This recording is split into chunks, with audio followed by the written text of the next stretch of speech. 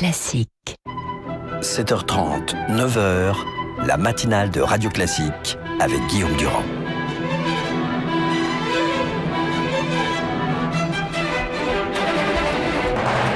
L'invité politique sur Radio Classique et LCI. Avec Gérard Larcher, bonjour à vous tous, nous allons balayer, bonjour. Bonjour. Sur l'antenne de Radio Classique et donc sur celle de LCI, nous allons balayer toute l'actualité politique. On vote dimanche, alors 0 ou 4 pour le Front National? Le sujet d'abord, c'est de voter dimanche. Et donc, les citoyens se déterminent dans chacune des régions autour du projet régional. Bien sûr, les événements dramatiques que nous avons connus le 13 novembre ont quelque peu changé la donne. On parlait transport collectif, on parlait lycée, on parlait schéma d'aménagement du territoire, et aujourd'hui on parle sécurité, immigration, on parle aussi beaucoup chômage, parce que c'est vraiment l'échec. J'entendais tout à l'heure sur votre antenne Guillaume Tabar parler des plus 13 points pour le Front National sous la présidence Hollande. C'est l'échec du chômage qu'il ne faut pas oublier. Et puis il y a le sentiment, moi j'étais dans le Nord la semaine dernière, qu'il y a une France qui se sent oubliée, qui se sent à côté. Je l'avais écrit au président de la République le 15 avril dernier. Et cette France qui a le sentiment d'être méprisée, elle peut s'exprimer d'une manière qui la sorte du jeu, entre guillemets, des partis politiques d'alternance. Et je vous repose la question, 0 ou 4? On verra le soir du premier tour. Donc on ça court veut dire la chacun. prudence. Non, on court chacun dans notre couloir. Ouais. On n'anticipe pas sur le deuxième tour. Je pense que au soir du premier tour, il faut que nous fassions l'alliance républicain divers droite MoDem UDI le meilleur score possible. Ce sera le cas par exemple puisque je préside son comité de soutien en Île-de-France avec Valérie Pécresse qui elle a pris les problèmes à bras le corps, qui ne passe pas son temps à parler des autres. Est-ce que vous considérez que le PS doit se retirer à votre profit? C'est une décision qui appartient au Parti socialiste. Je n'appelle rien. Je suis pour courir chacun dans notre couloir. Je crois que nous devons ça aux électeurs. Et le pari de Marine Le Pen, c'est quand même de vous remplacer. Oui, c'est surtout de nous foutre en dehors du couloir. Voilà pourquoi il faut qu'on court dans notre couloir avec nos propositions, nos projets et nos valeurs. Mais alors justement, puisqu'elle souhaite vous remplacer, comment vous pouvez comprendre ce matin que pour beaucoup d'électeurs dont vous venez de décrire le parcours, c'est effectivement très envisageable? C'est-à-dire de devenir la droite à votre place. C'est-à-dire qu'ils ont parfois le sentiment, et c'est pas simplement la droite à notre place, car j'étais dans le Nord et je vois bien que beaucoup d'électeurs, ils votaient Parti communiste ou Parti socialiste. Parce qu'ils ont le sentiment... Ça, c'est le Nord. Oui, c'est le Nord. D'être désabusés, d'être abandonnés. Bah, ils se disent, on a tout essayé, essayons celle-là.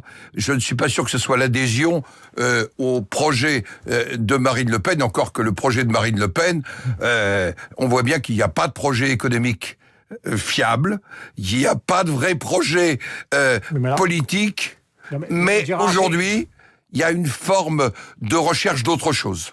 Justement, vous êtes en train de dire qu'il n'y a pas de projet économique, que tout est en train de bouger, et qu'en même temps, elle est, en tout cas dans les sondages, elle est en position de favorite, son parti, sa formation, dans un certain nombre de régions. Comment vous expliquez ça? C'est vous-même qui définissez les termes de l'irrationnel. Oui, je définis les termes de l'irrationnel. C'est ce sentiment d'être abandonné d'une grande partie de nos concitoyens, que le pire des engagements non tenus de François Hollande, ça s'appelle l'inversion de la courbe du chômage. On ne nous parle que de ça, et auquel s'est ajoutée la sécurité, la question de l'intégration et de l'immigration. Tout à l'heure, Guillaume Tabar, parce que vous faisiez allusion à lui, disait 13% sous le quinquennat de François Hollande, 7% celui de Nicolas Sarkozy. Donc il y a une part de responsabilité de votre part aussi. Je ne parle pas de vous. C'est pour ça qu'il faut que nous parlions de notre projet, de nous-mêmes. On ne se définit pas par rapport au Front National, on essaye de se définir un projet pour la France et les Français, pour répondre à leur désarroi. Et le premier des désarrois, c'est la question de l'emploi. Le second des désarrois, c'est quelle identité? Quelle identité? Et je vois bien comment les Français sont bouleversés parfois par un certain nombre de réflexions, de propositions. J'en veux pour preuve la question de la laïcité. Est-ce que vous considérez qu'elle va changer de programme économique au dernier moment? En tous les cas, elle n'est pas un retournement prêt, mais elle nous a annoncé qu'on quittait l'euro, qu'on allait se mettre en marge de l'Europe, qu'on revenait à la retraite à 60 ans, que le SMIC était à 1500 €. Alors, bonjour, là, on ne sera pas à 11% de taux de chômage, mais plutôt vers les 20%. C'est ce que dit Gattaz ce matin dans Le Parisien. Et il s'exprime comme un responsable économique. Laurence Parisot l'avait fait il y a quelques années, souvenez-vous. Est-ce que vous considérez que la gestion du pays par François Hollande actuellement, après les attentats, est une gestion que vous soutenez?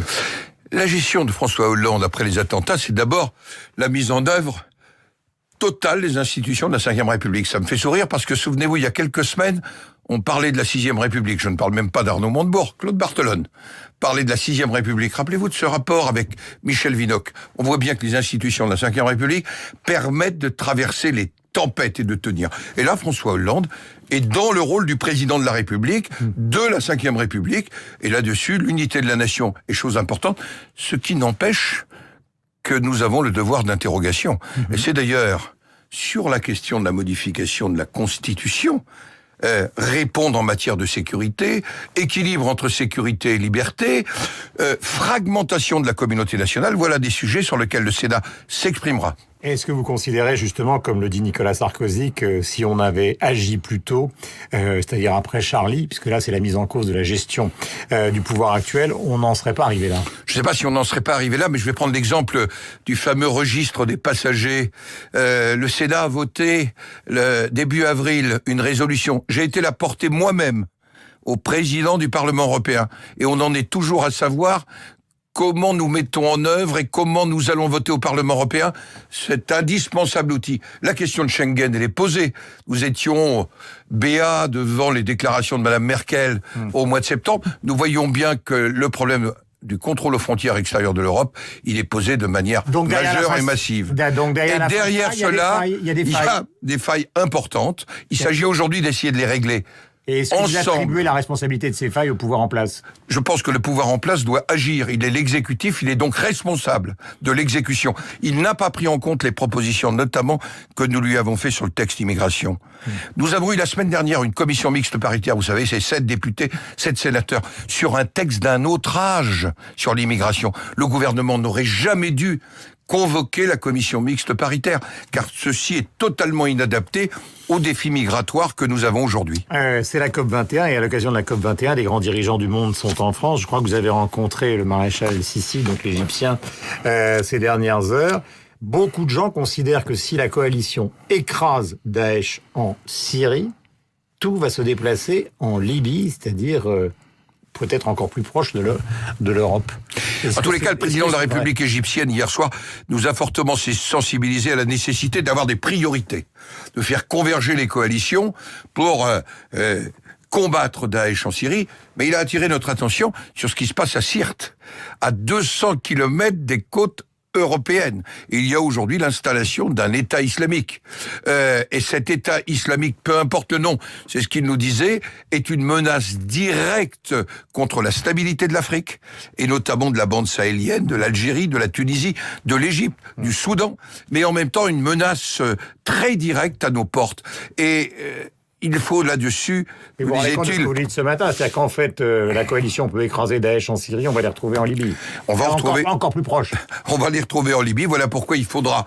Et il appelle à une solution et politique en Libye, notamment autour du Parlement de Tobrouk, la reconstitution de l'armée libyenne et un soutien à cette armée pour, j'allais dire, bouter hors de Libye les éléments de l'État islamique, former de nombreux combattants étrangers qui reviennent par la Libye et qui menacent et vous savez très le bien, Sahel. Pour l'instant, il n'y a pas de solution démocratique en Libye.